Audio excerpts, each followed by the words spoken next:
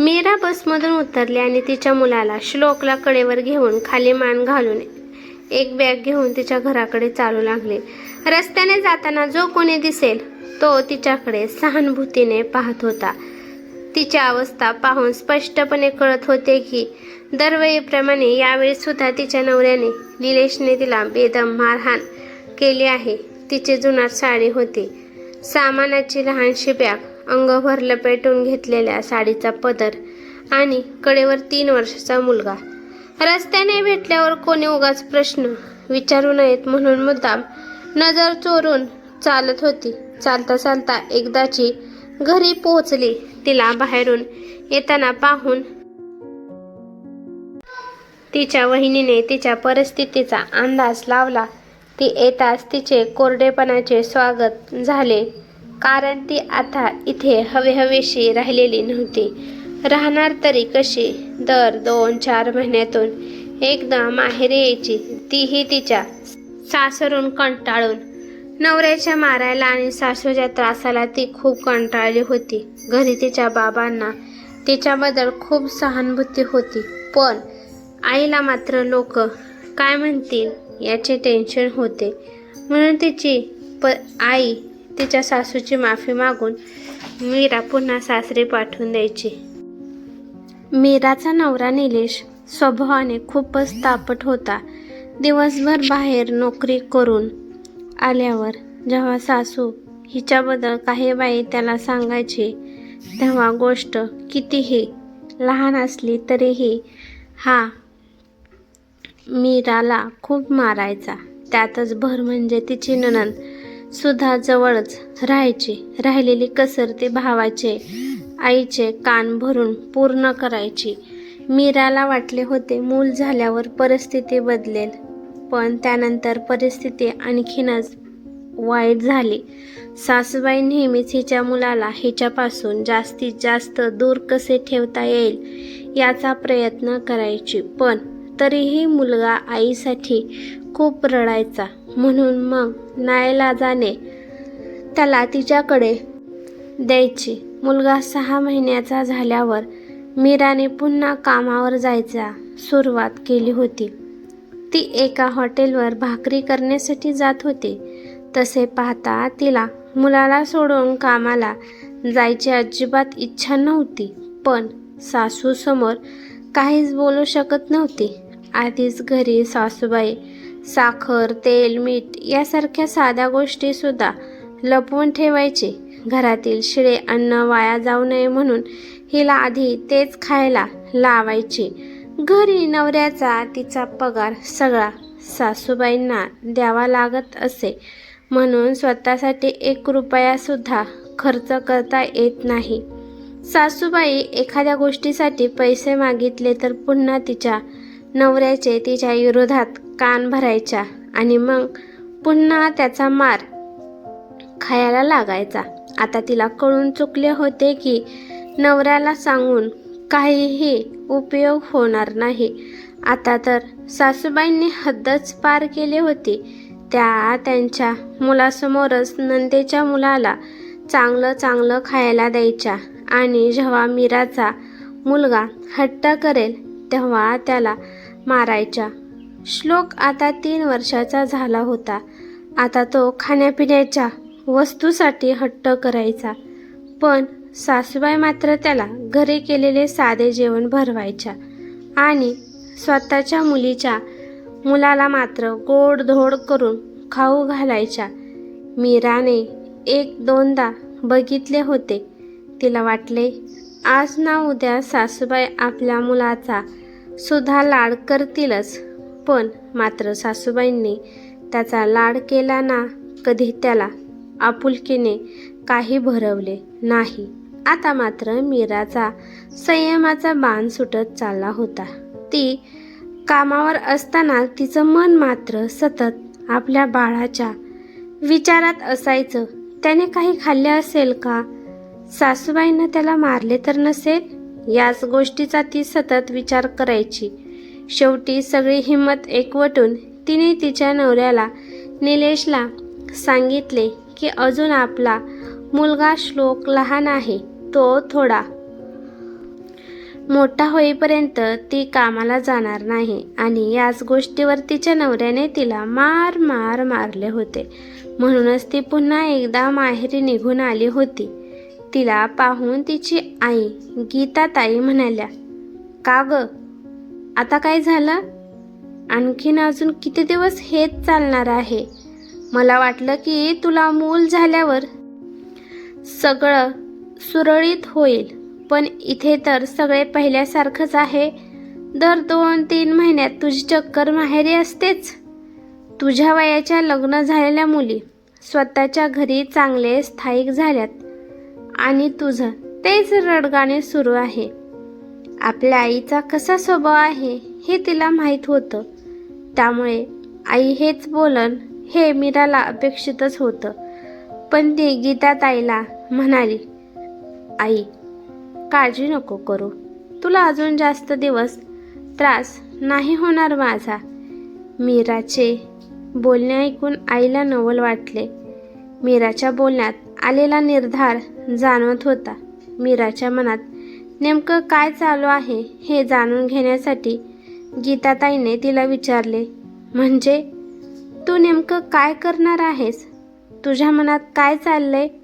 मीरा म्हणाली, "आई, मी ना माहेरी राहणार ना सासरी. मी एक वर्किंग वुमन हॉस्टेलमध्ये राहणार आहे. मी सगळी माहिती काढली आहे. तिथे निराधार महिलांना रोजगार मिळवून देतात आणि राहायला जागासुद्धा आहे. मी लवकरच तिकडे निघून जाणार आहे." गीताताई म्हणाल्या, "मीरा, तू हे काय बोलत आहेस? हॉस्टेलमध्ये राहायला जाणार आहेस? मुलाला घेऊन? तुला तुझ्या हक्काचं सासर असताना तुझ्या सासरची काय म्हणतील आणि आम्ही लोकांच्या प्रश्नांना काय उत्तर द्यायचे?" गीताताई मोठ्याने म्हणाल्या. गीताताईचा आवाज ऐकून आता घरातील सगळेच तिथे आले. तिचा दादा, वहिनी आणि आतापर्यंत बाहेरच्या ओट्यांवरून या मायलेकींचा संवाद ऐकणारे मीराचे वडील सुरेशराव सुद्धा तिथे आले. सुरेशराव गीताताईला म्हणाले, "अगं, आपली मुलगी तिचं माहेर आणि सासर दोन्ही असताना निराधार महिलांसाठी असणाऱ्या हॉस्टेलमध्ये राहायला जायचं म्हणते आणि तिला आधार देण्याऐवजी तू लोक काय म्हणतील याचा विचार करत आहेस आणि कसलं हक्काचं सासर म्हणते. जेव्हा तिचं माहेर तिला आधार देऊ शकत नाही तर तिथे सासर काय हक्काचे होईल?" गीताताई म्हणाल्या. "अहो पण गीता ताईला मध्येच थांबवत सुरेशराव म्हणाले, "बास कर आता तुझं बोलणं. आजवर मी तुला कितीदा म्हटलं की आपण आपल्या मुलीच्या मागे ठामपणे उभे राहायचे, पण तू माझं काहीच ऐकून घेतलं नाही. कितीतरी तिला सहन करावं लागलं आहे, पण आपण मात्र तिच्या मागे खंबीरपणे उभेच राहिलो नाही. तिचा त्रास समजून घेतला नाही आणि म्हणूनच आई वडील असताना सुद्धा ही हॉस्टेलला जायचं म्हणते. आता तरी लोक काय म्हणतील यापेक्षा आपल्या मुलीच्या मनाला काय वाटेल याचा विचार कर." सुरेशरावांचं बोलणं ऐकून मीराचा भाऊ म्हणाला, "हो आई, बाबा बरोबर बोलत आहेत. आपण आजपर्यंत कधी मीराच्या मनाचा विचार केला नाही. तिच्या सासरचे तिच्याशी कसे वागतात हे आपण स्वतः पाहिलेले आहे. आपल्याकडे कशाचीच कमी नाही. मीरा नेहमीसाठी इथेच राहिली तरी सुद्धा आपल्याला भारी होणार नाही. मग असं असताना सुद्धा लेक सासरी शोभून दिसत असते म्हणून आपण तिला पुन्हा पुन्हा तिच्या मनाविरुद्ध तिथे पाठवणे गरजेचे आहे का? मीरा इथेच राहिली तर असा काय फरक पडणार आहे?"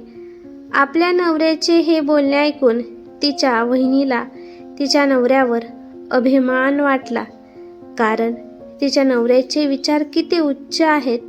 मीराचे वहिनी गीताताईंना म्हणाली, "मला पण बाबांचं आणि यांचं म्हणणं पटले आहे. आपण मीराला समजून घ्यायला हवे.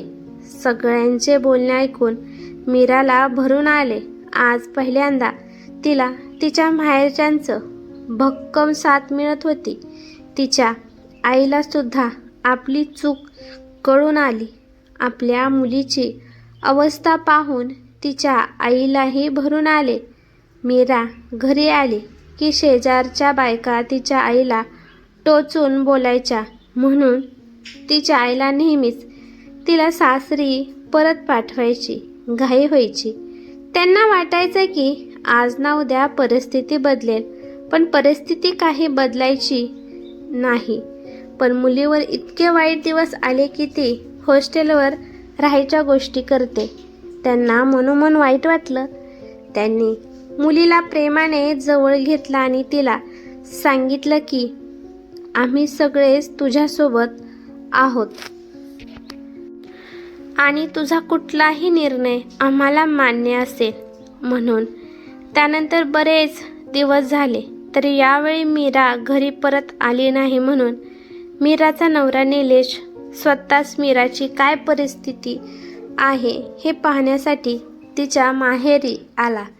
त्याला वाटले की नेहमीप्रमाणे तिच्या माहेरची तिला दोष देऊन माझी माफी मागायला सांगतील आणि तिला आपल्यासोबत घरी पाठवून देतील.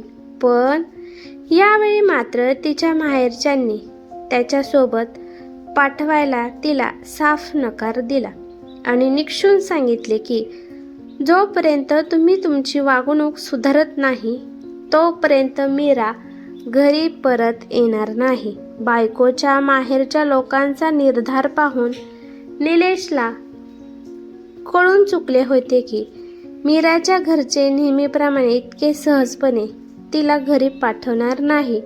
म्हणून तो तिला सोबत न घेता एकटाच परतला. त्यानंतर बऱ्याच दिवसापर्यंत मीरा घरी आली नाही. तेव्हा निलेशला त्याची चूक कळली. त्याला तिच्याशिवाय करमत नव्हतं. मीराच्या घरचे तिला आधार देत नाहीत म्हटल्यावर आपण तिला कधीच महत्त्व दिले नाही किंवा कधीच चांगले वागवले नाही याची त्याला जाणीव झाली. म्हणून त्याने ठरवले की यावेळी आपण स्वतः तिची आणि तिच्या माहेरची माफी मागावी आणि तिला आणि श्लोकला पुन्हा घरी घेऊन यायचे. कारण इतक्या वर्षात त्याला मीराचा चांगुलपणा कळून चुकला होता. मात्र या गोष्टीला त्याच्या आईने तीव्र विरोध केला. तेव्हा निलेशने त्याच्या आईला निक्षून सांगितले, आजवर तुझे ऐकून त्याने मीरावर खूप अत्याचार केले, पण आई यापुढे माझ्या संसारात मिठाचा खडा टाकू नकोस. मुलाचं बोलणं ऐकून त्याची आई दंग झाली. त्यांना आता समजले होते की मुलगा आपला आता काहीच ऐकत नसतो. निलेश मीराच्या माहेरी गेला आणि त्याने मीरासहित सगळ्यांची माफी मागितली. मी यानंतर मीरासोबत चुकीचे वागणार नाही असा शब्द दिला. मग मीराने सुद्धा निलेशला एक शेवटची संधी देण्याचे ठरवले आणि तिला थोडा तरी त्रास झाला तर ती सरळ माहेरी निघून येईल या अटीवर तिच्या माहेरच्या लोकांनी तिला सासरी पाठवले. त्यानंतर कधीच मीराला तिच्या सासरच्यांनी त्रास दिला नाही. ती खऱ्या अर्थाने गृहलक्ष्मी झाली आणि तिचा संसार सुखाचा झाला. आधी जेव्हा तिला तिच्या माहेरच्यांनी साथ दिली नाही तेव्हा तिला तिच्या सासरी कुठलाही मान नव्हता. पण जेव्हा तिच्या माहेरच्या लोकांनी तिला भक्कम पाठिंबा दिला तेव्हा तिला तिच्या सासरी मानही भेटला आणि सन्मानही. एका मुलीसाठी तिच्या आईवडिलांची खूप महत्त्वाची साथ असते. त्यांच्या पाठिंबाच्या बळावरच ती कुठल्याही समस्येला परतावून लावू शकते. ही कथा कशी वाटली ते मला कमेंट करून नक्की सांगा. कथा आवडली तर लाईक शेअर नक्की करा आणि चॅनलवरती नवीन असाल तर चॅनलला सबस्क्राईब करा. धन्यवाद.